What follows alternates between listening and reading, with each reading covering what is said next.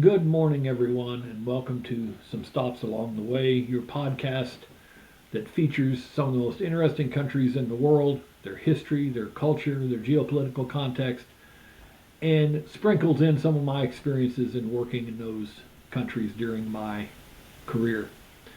For the last few episodes, we've been focused on South and Southeast Asia. In my memoir, Some Stops Along the Way, I talk about these countries in the section called Airplanes and Elephants. This was a time that I spent a great deal of time in the air, traveling from one place to another on different assignments. But this area of the world has always been fascinating to me. We've talked about the Kingdom of Bhutan, which is an amazing place in its own right. We've talked about Vietnam, and today we are going to take on a new country. And can you look at my shirt and tell me what country it is? 3, 2, 1. Some of you already know. This is a Barong, Tagalog, or Barong, or Filipinos sometimes shorten that to Baro. But it is a traditional Filipino shirt, and I love these. The embroidery on this shirt, it makes me fondly look back on my time in the Philippines and wish that it had been longer, actually, because it's such a fascinating country. We're going to delve into the history and some of the geopolitical context of that country over the next couple episodes. But first of all, I wanted to start off with some of my observations when I first visited the Philippines. When we were highlighting Vietnam a couple of episodes ago, I made the statement that I had always desired, even as a young child, to visit Vietnam because of my interest in the Vietnam conflict and because of my brother's service in that conflict, and actually my brother-in-law's service in that conflict as well. The Philippines was really the same, but it was because of its connection to World War II. Those of you who know me know that I'm a historian at heart, and I love to study especially military history. And so having the opportunity to go to the Philippines with its richness of especially World War II history was an amazing opportunity. And of course, the work that we were doing there was amazing as well. So I just want to share some initial observations before we get into the overview of this country. I remember the first impression that I got of Manila, the capital of the Philippines, really exploded the assumptions that I had had prior to going there. I thought, like many people do, that Manila is one city, the capital city of the Philippines. But actually, Manila is not one city. Manila is a metro area. It's a city of cities. In fact, there are 17 cities that make up that metro area. And these 17 cities are of different sizes, but Manila is not even the largest one. Quezon City is the largest of the cities that make up the metro area. And I actually stayed while I was there in Makati City at the New World Hotel, and later on at the Peninsula Hotel, which I'll circle back to here in a little while.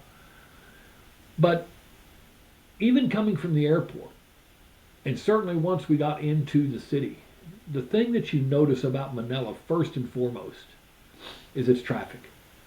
The traffic there is absolutely insane. I have worked all over the world. I've been in cities where traffic is among the most egregious that you can find. Places like Dhaka, Bangladesh, Bangkok, Thailand, Cairo, Egypt, just traffic that will just boggle the imagination. Delhi, India is another. But I have never been stuck in traffic anywhere in the world more than in Manila. And there are reasons for that. Sometimes it was just our mistake. We were trying to go from one of these 17 cities to another at the wrong time, going against the grain of traffic, and that's a rookie mistake, and it's just a disaster. Sometimes it was weather. If it on a good day in Manila, traffic is absolutely unbelievable. On a day where there's bad weather or where there's been an accident or some other type of intervention, disaster. Traffic is just gridlocked. And because Manila has no subway system, it relies on taxis, Ubers, their main public transportation for the bulk of the local population are jeepneys, which I'll talk about a little bit later, which is a hop-on, hop-off type self-serve transportation that runs different routes throughout the city. And because of the population density in Manila, which is one of the highest in the world, traffic there is a nightmarish scenario. So how did that impact me other than being inconvenient? Well, it impacted really everything, because when you're working there, you have to travel from one area to another. And so we were constantly having to determine, when do we leave the hotel to get to this meeting, or when do we leave this meeting to get to the next meeting? And if you guessed wrong or your calculations were off, then you were going to be, in the best case scenario, late, in the worst case scenario, miss meetings, and your schedule is going to be just gone.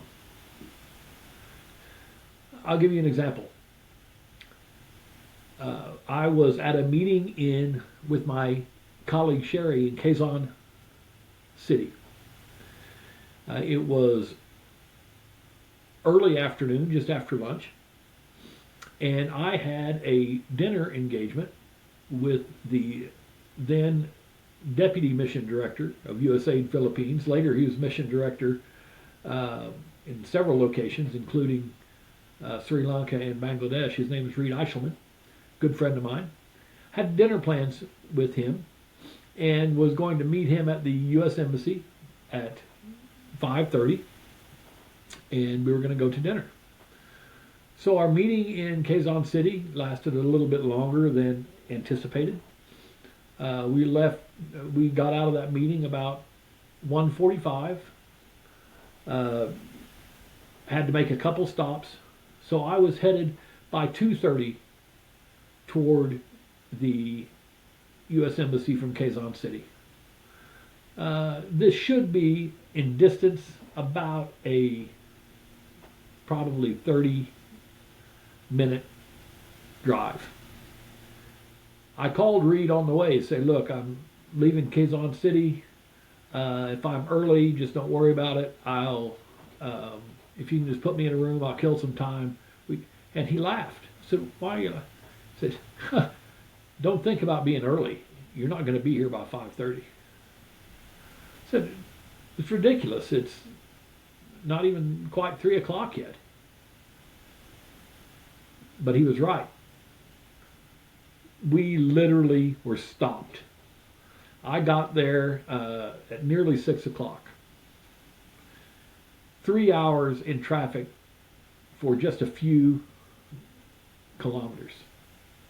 So you really had to plan. And there were times there when I started setting meetings as close to the hotel as possible, just so that we could get there and back and not spend our entire day in traffic. There's no way that I can even describe it unless you've experienced it yourself. There's no way to describe the traffic. But the interesting thing is, once you got out of the Manila metro area, traffic was usually fairly light. In the Philippine countryside, beautiful roads, highways, very little traffic. It was just that population constriction, if you will, in Manila that caused this issue, and the overall layout of Manila, and the fact that it was never planned that there would be as much traffic as there is today in the city. And remember, at the end of the day, this is an island. So where do the cars have to go? They have to go around or through. So the ingress and egress is very challenging.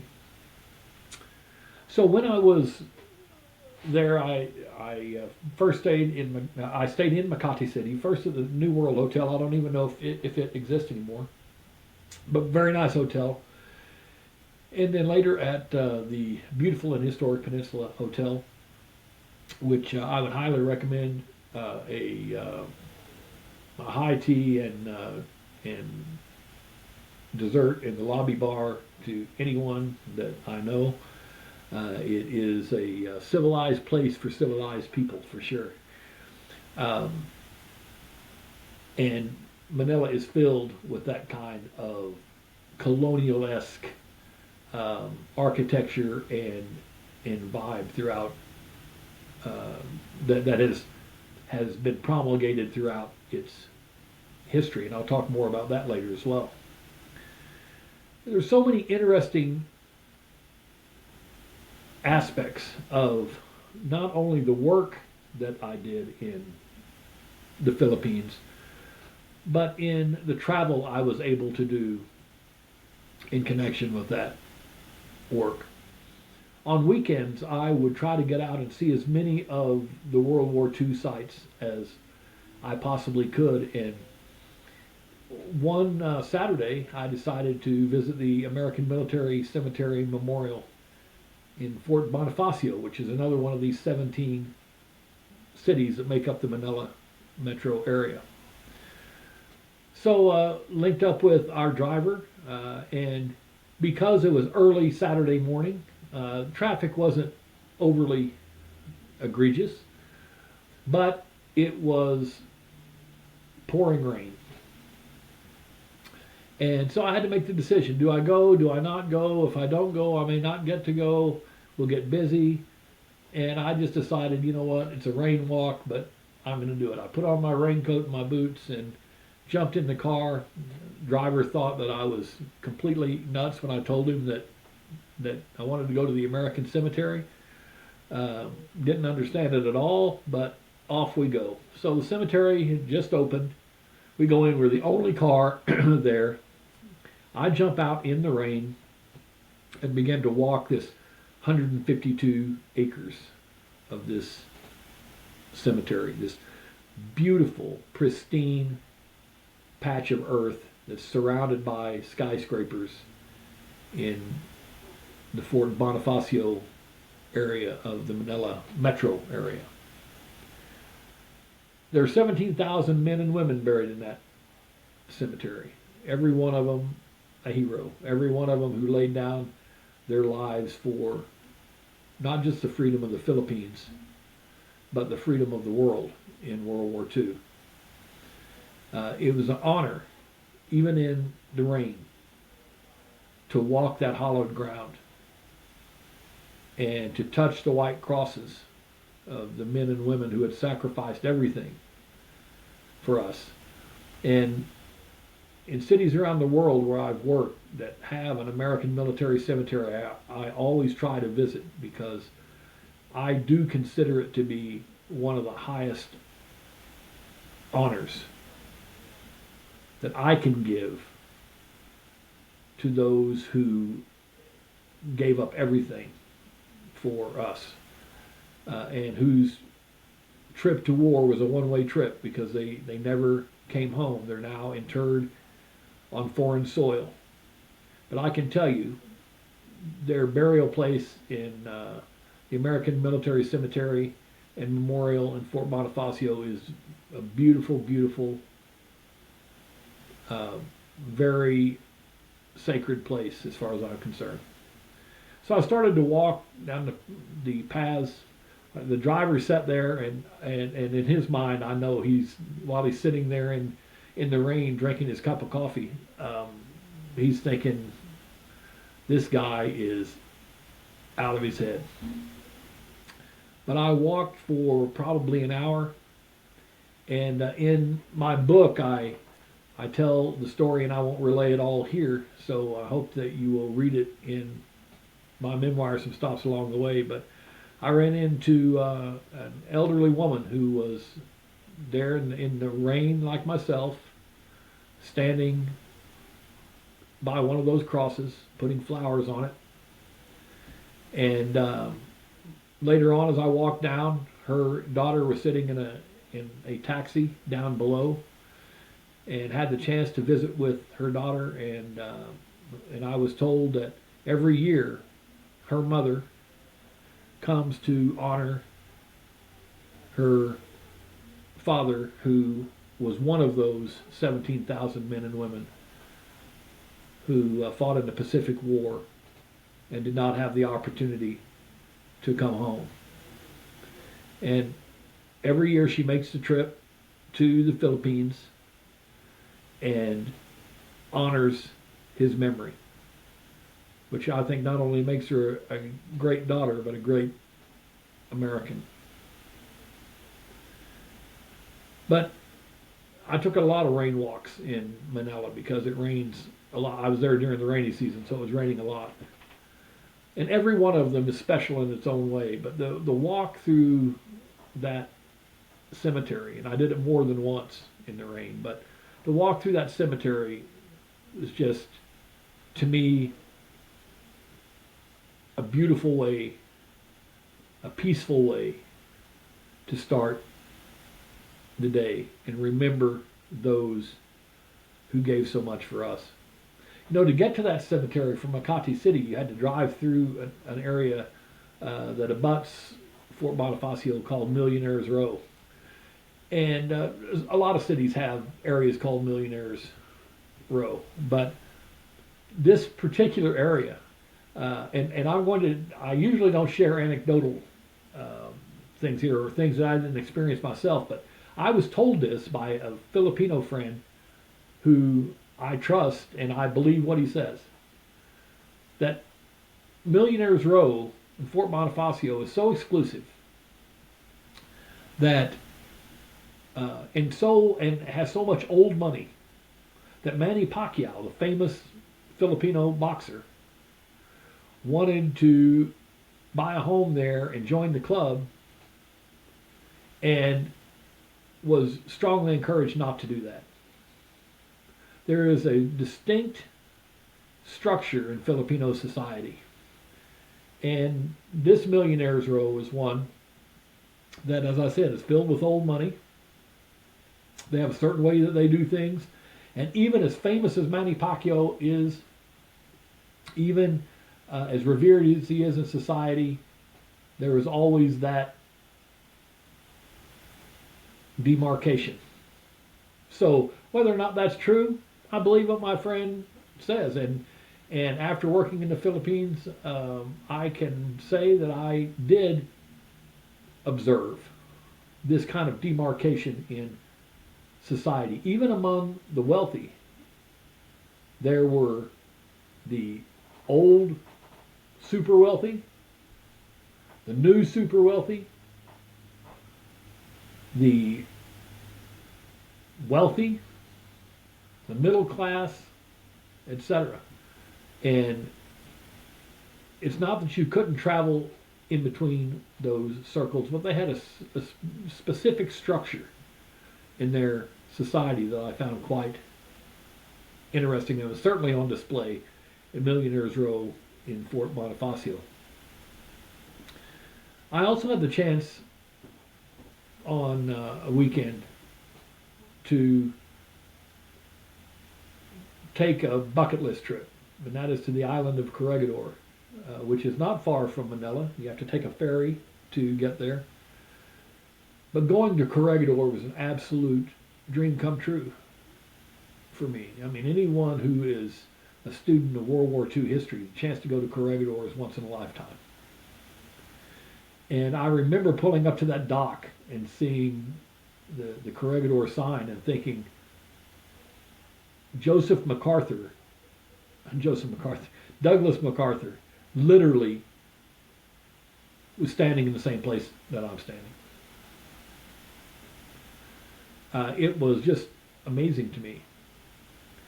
And I took a tour of the island and then was able to go inside the Malinta Tunnel, which is where the American nurses, but also the American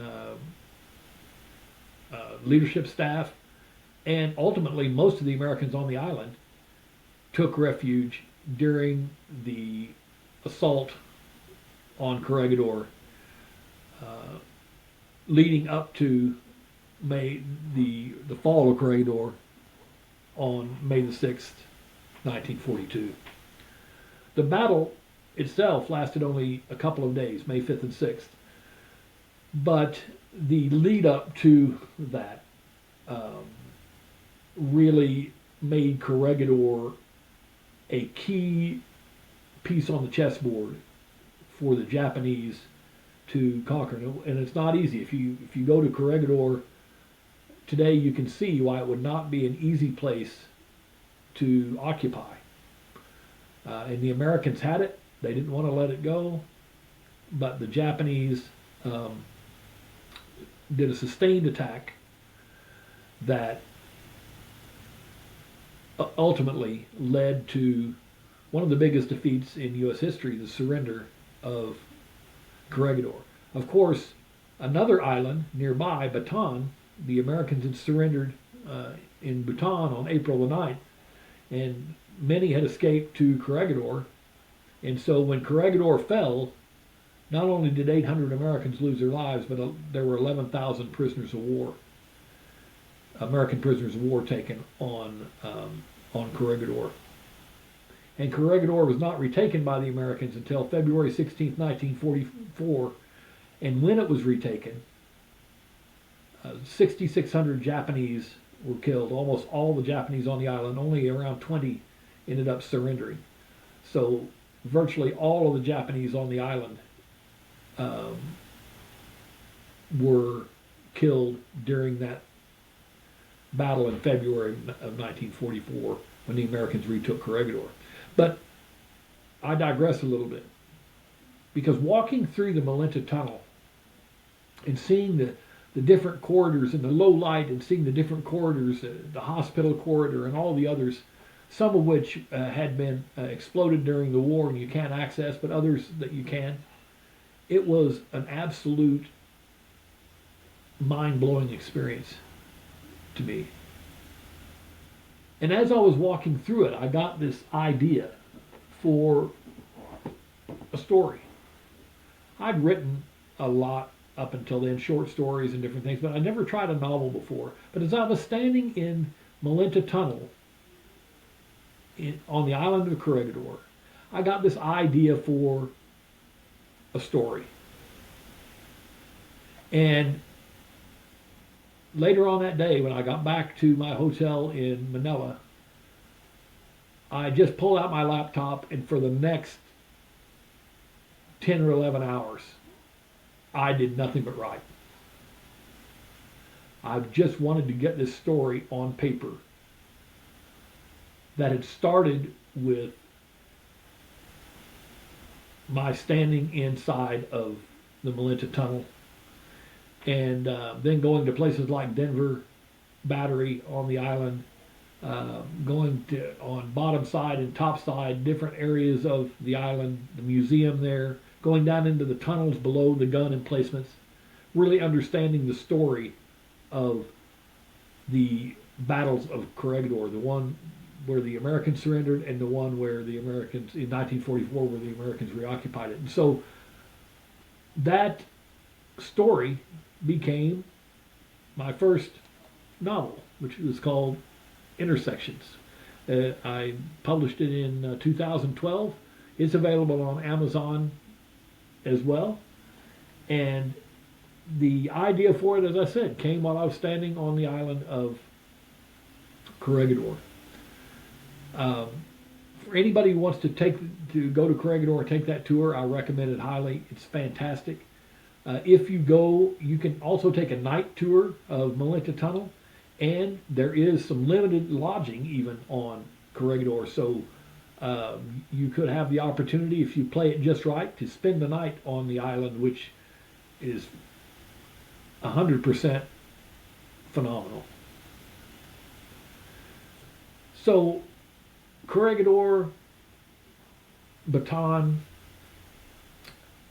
all of these sites are seminal to a period of history in the Philippines that was something that I was greatly interested in. Because of the United States' long involvement in the Philippines, which we'll talk about later, and especially because of the military buildup during World War II. After the World War ended, U.S. bases were established in the Philippines, several of them. Clark Field and Subic Bay were two of the largest, but there were many others as well. These bases were discontinued and closed in the 1991-92 time frame.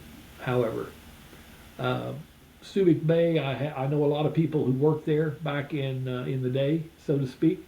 It was one of the last to close, but for a long time, the United States had a huge military presence in the Philippines, and that especially helped us during both the Korean and the Vietnam conflicts, because of the close proximity for supplies, for R&R for our troops, etc. I could talk ad nauseum about some of the other places, even in and around Manila, that were interesting. Not even counting the islands, which are fantastic in their own right, and the other big island of Mindanao, which has its own complicated history, but its own inner beauty as well. But in working in the Philippines, you notice some real peculiarities, especially as an American. It was almost funny at times. One of the things that we noticed, we were working with the Ministry of Commerce at that time. Actually, it's the Secretariat of Commerce. They called it by an acronym, but for purposes of this podcast, I'll call it a ministry just because that's the most used term around the world. But we're working with the Ministry of Commerce, and we had several key contacts there that were high-level members of the ministry. And from the first day, they asked us to use their nicknames. Well, we have nicknames in the United States. You know, Robert is Bob. David is Dave. Stephen, Steve. Caroline, Carol. We have those type of nicknames. But their nicknames in the Philippines are much different. They have very much cultural or familial significance. And they follow them from the time that they're born. And so one of the key people we were working with in the ministry, and just so happens her name was, her Christian name was Caroline, but her nickname was Baby. And she insisted on being called Baby. And I resisted this in the beginning because I'm like, this is just weird. I can't do this. You know, hey baby, could I have a minute? No, I can't. No, there's no way I can do this. but she insisted on it. And so I just laughed at some point because I'd be writing these, because we had to correspond all the time. I'd be writing these absurd emails like, "Dear baby, oh brother, I hope my wife never checks my computer, I'm dead." But it was a nickname, and in her case, she was the youngest in the family, so the youngest girl child of the family was typically nicknamed Baby. Just like the youngest male child would be nicknamed Junior, or most likely they would call him June. We had a June in the Ministry of Commerce as well. Baby's assistant's nickname was Twinkle. I mean, this is you can't make this stuff up. It's just unbelievable. But it's something that we dealt with, and it's one of those things that I look back on now and find quite amusing.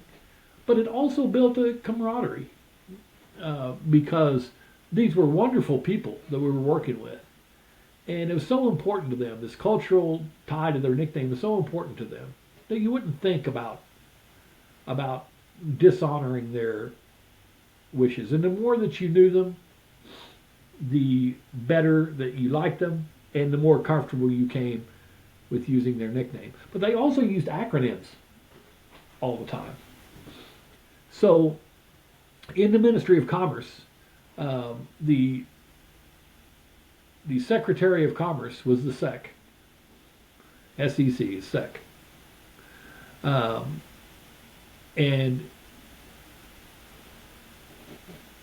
that acronym was used constantly. But the person that we were most working with was the Undersecretary, who is called USEC, Undersecretary of Commerce. You know where this is going already, right? Well, one morning we're going over the schedule of the hotel, and my colleague is sitting there, and she's going through the schedule for me. And I said, "So what's our first meeting after lunch?"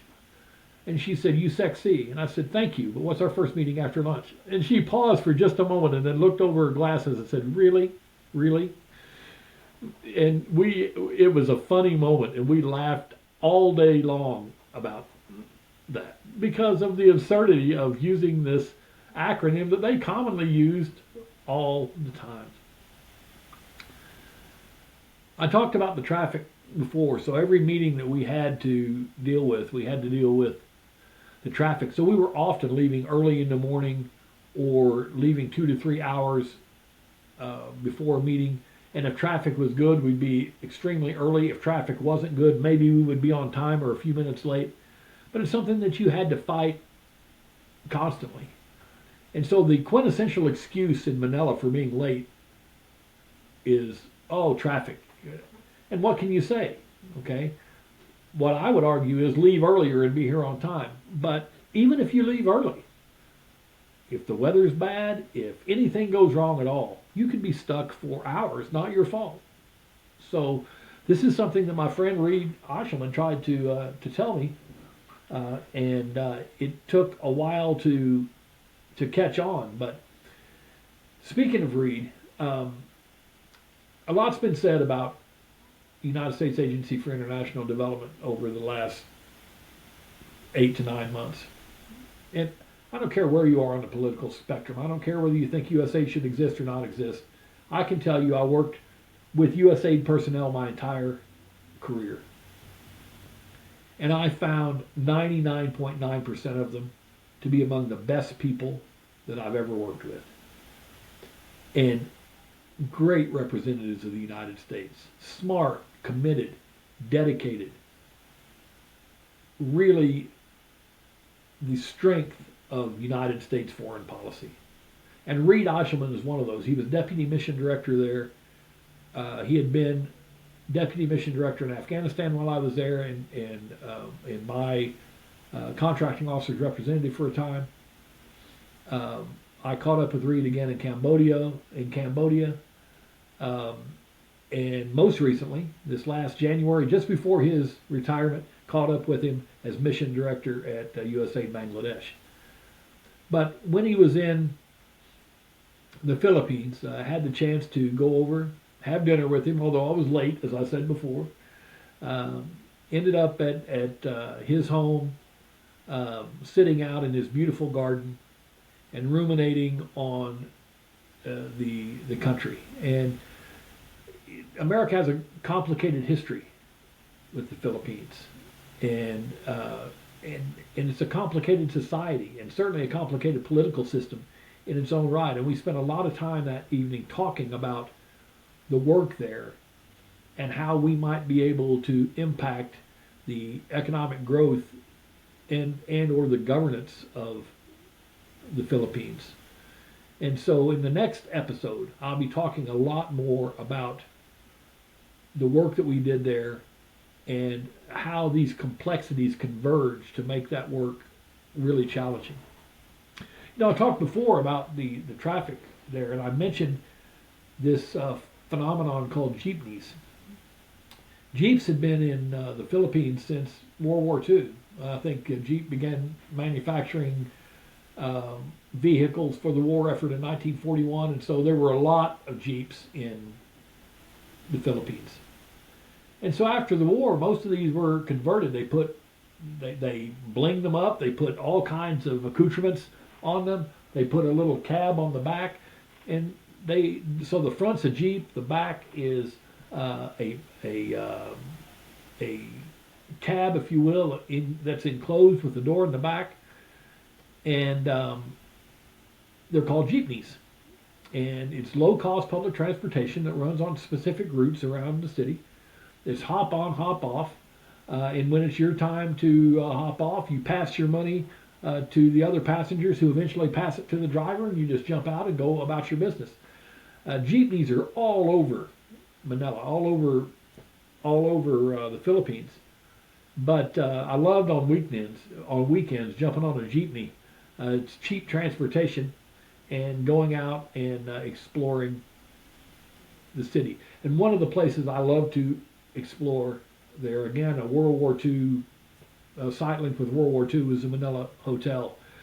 Douglas MacArthur lived in the hotel from 1935 to 1941, and the lobby lounge in the Manila Hotel is pretty special. It's a great place to sit and think about the past of Manila and how it shaped its future. And I would often take walks on the promenade along the South China Sea. And I met some really interesting people there, ate some great street food. And I remember so many conversations that I would have with locals, just sitting on a park bench looking out at the sun setting over the South China Sea. And wow, special place.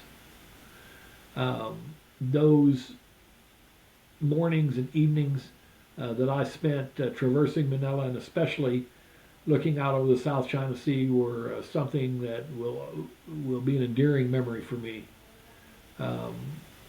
as I think back on my work in the Philippines. Well, when I left the Philippines for the last time, I thought my Philippine experience was over, but strangely enough, when I was in Cyprus, the church that we attended in Nicosia, Cyprus, was predominantly Filipino. There are a lot of Filipino workers in Cyprus, either as housemaids or gardeners, etc.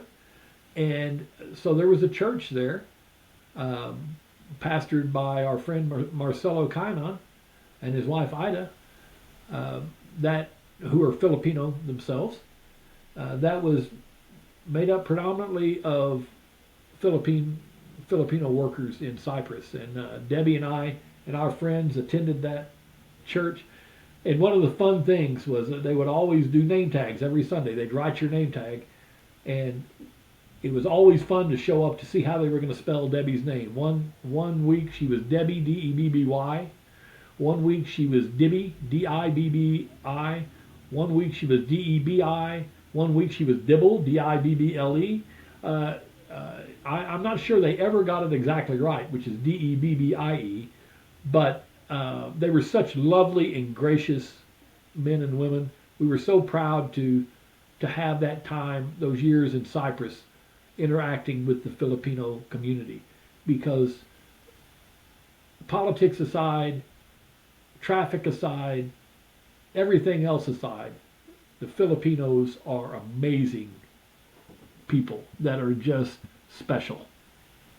It was a real honor, if you will, to work with them.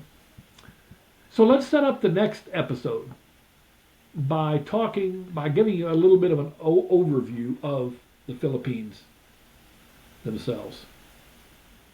The Philippines consist of more than 7,600 islands. It's in the western Pacific Ocean, of course, and it has three major geographical divisions: Luzon, Mindanao, and Visayas. Luzon and Mindanao are large islands. The Manila metropolitan area is on the island of Luzon. It's got a population of 112 million people.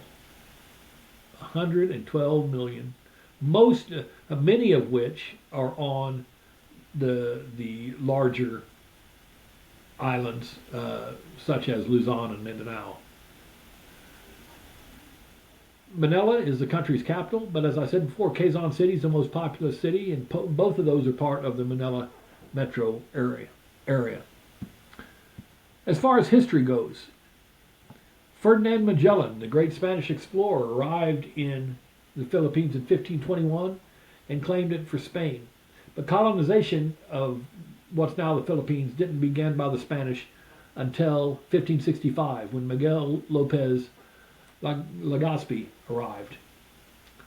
Spain ruled the Philippines for around 333 years, until it was ceded to the United States in 1898 after the Spanish-American War, along with Puerto Rico and Guam. The first Philippine Republic was established in 1899 on January 21st, but it wasn't acknowledged by the United States. Now here's something that's interesting. Did you know that the United States was a colonial power? We know that Britain is. Britain was one of the largest colonial powers. Belgium, Spain, Italy, France. But most people don't know that the United States was also a colonial power. And it colonized the Philippines.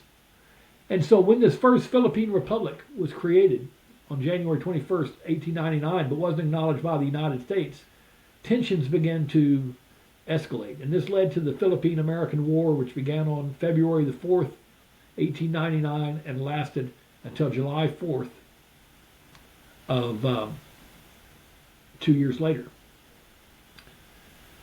And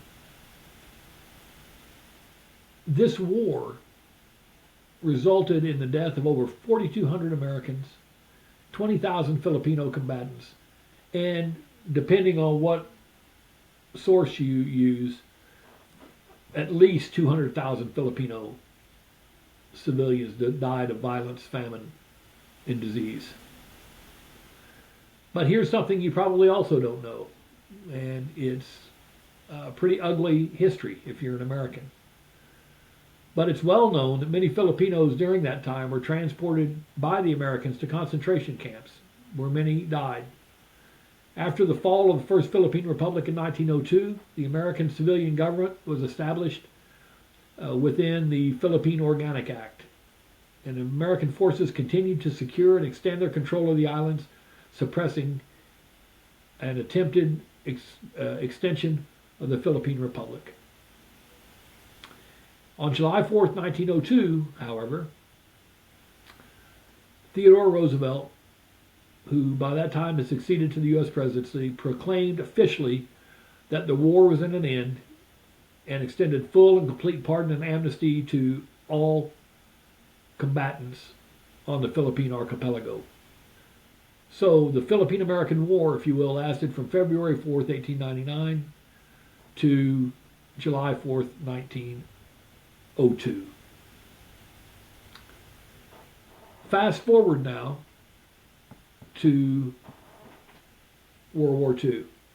Now remember, the Philippines have been colonized by the Spaniards for 333 years. This is where the heavy Catholic influence and the heavy Spanish influence comes in. If you go to the Philippines even today, you see that Catholicism is a predominant religion, and they have a lot of the Spanish culture, from architecture, even from their names, that is still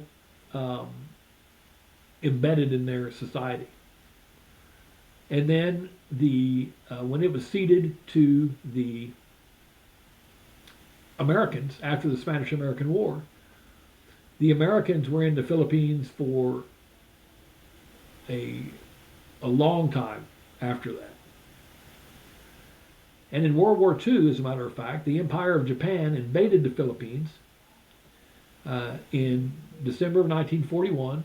In fact, the Philippines was attacked just 10 hours after the attack on Pearl Harbor.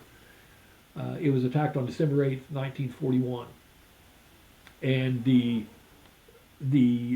invasion of the Philippines began by the Empire of Japan. By that time, we had scores of military personnel in and around the Philippines. And during World War II, the Second Philippine Republic was established as really a surrogate state or puppet state governed by Jose Laurel. Beginning in 1942, the Japanese occupied the Philippines. Manila fell fairly quickly, and the occupation began. During this time, the Filipinos began a large-scale series of underground guerrilla activities.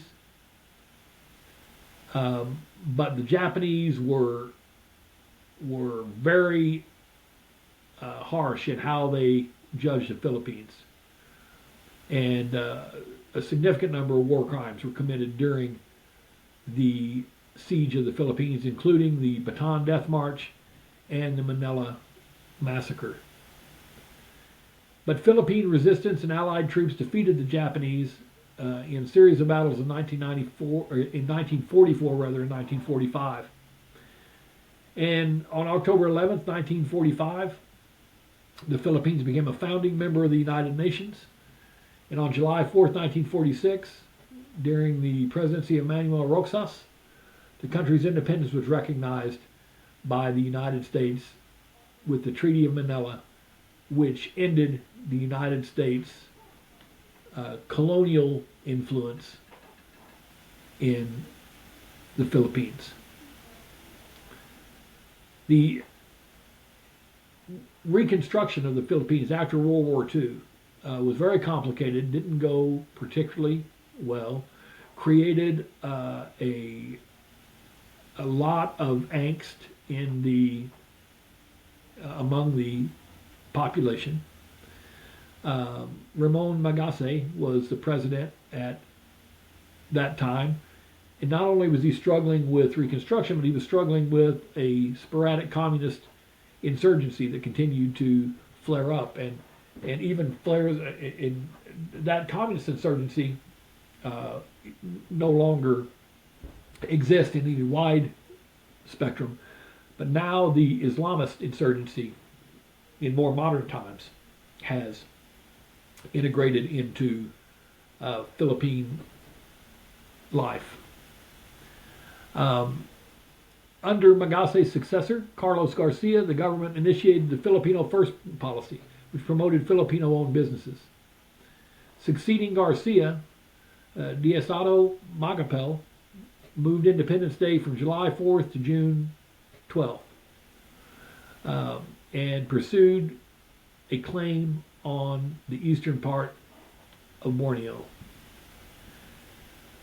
And in 1965, after Macapagal lost the presidential election to Ferdinand Marcos, things really got interesting, because Ferdinand Marcos was an interesting individual in his own right.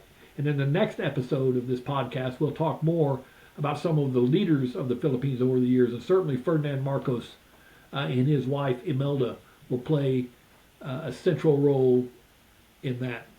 Early in his presidency, Marcos began a series of infrastructure projects funded mostly by foreign loans, which improved the economy and contributed to his re-election in 1969. Near the end of his last constitutionally permitted term, Marcos declared martial law in September of 1972, using the specter of communism, and he began to rule by decree. This period was characterized by political repression, censorship, and human rights violations. And again, I'm not saying anything that not only hasn't been said before, but is well known in the historical record. As interesting as Ferdinand Marcos was, his wife Imelda was also a very polarizing figure. She was almost a poster person for every type of excess that you can imagine. Oh, and with Imelda, Marcos was accused of corruption and embezzling billions of dollars of public funds. His heavy borrowing early in his presidency, which resulted initially in an economic boon, later resulted in an economic crash, exacerbated by a recession in the 1980s, where Philippine economy contracted by 7.3% annually in 1984 and 1985. And this gave rise to a new type of leader. On August the 21st, 1983, opposition leader Benigno Aquino Jr., who was Marcos' chief rival, was assassinated on the tarmac of Manila International Airport. Marcos called a snap presidential election in 1986, which proclaimed him the winner, but the results were widely regarded as being fraudulent. And this led to protests by the People Power Revolution and other groups, which forced Marcos and his allies to flee to Hawaii.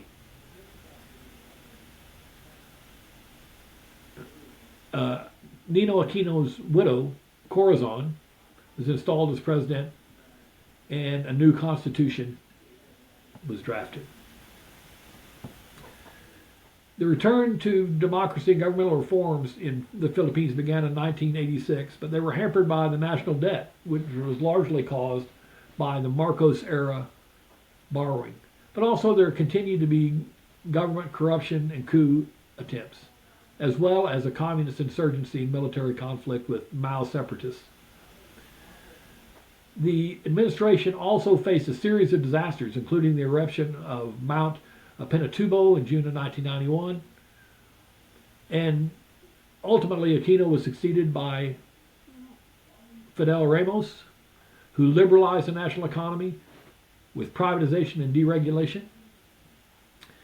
But his gains were overshadowed by the onset of the 1997 Asian financial crisis, which was inherited by his successor, Joseph Estrada.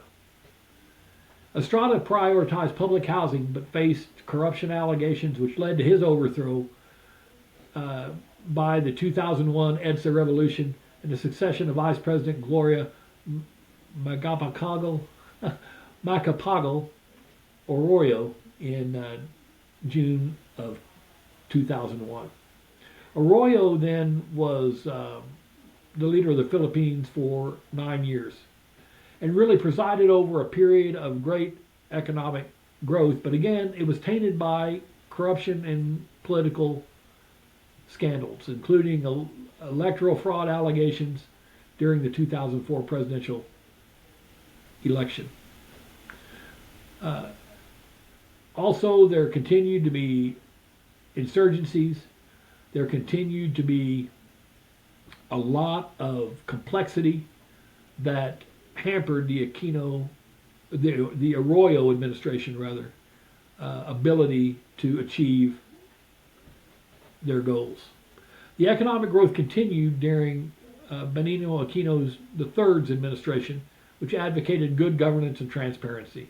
Aquino III signed a peace agreement with the Moro Islamic Liberation Front, resulting in a law establishing an autonomous region for them.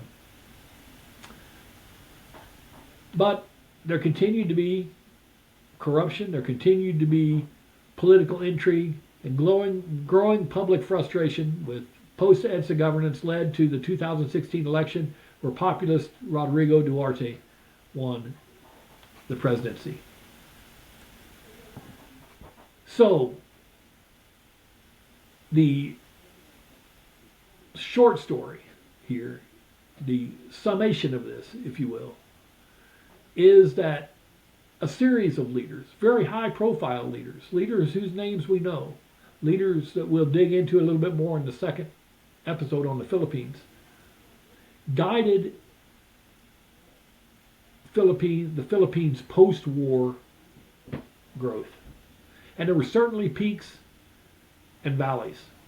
And many of these leaders were very polarizing figures. But the thing that the Philippines always struggled with, and still struggles with today, is corruption, political intrigue. Everything's about politics in the Philippines. This could be said for a lot of countries, but in the Philippines, politics is hardball. And really everything's about politics.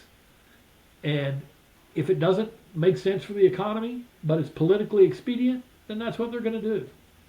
That's the way it's been. That's the way it will be probably throughout our lifetimes. That does not mean that the Philippines is a failed state. Far from it. The Philippines is a very vibrant place to live and work, filled with wonderful people, filled with history and culture. But its geopolitical context, as for many of the countries in that region and around the world, is complicated. And the United States relationship with the Philippines continues to be complicated, going all the way back to the days when America was its colonial power. However, as an American, I will tell you, it's an interesting place, an easy place to work and live if you can handle the traffic, if you can handle the heat and the humidity and the rain. The Philippines is quite a nice place. And when you get out of that Manila metropolitan area and you get to the other islands, especially many of these 7,600 or so islands, many of them are near empty. And they are among some of the most pristine and beautiful places in the whole world. People talk about Phuket, Thailand, Bali, Indonesia. In my mind, those can't even hold a candle to some of these Philippine islands that are as or more beautiful, and there's virtually no one there. Which kind of makes me wonder, why am I not there now, and why are you not there now, laying on the beach, having a good time in the South China Sea? We'll talk more about the Philippines next time and really dig into some of the iconic characters in its history. But until then, thanks for joining me for some stops along the way. See you next Monday for this continuation of a discussion of the Philippines. Have a great week.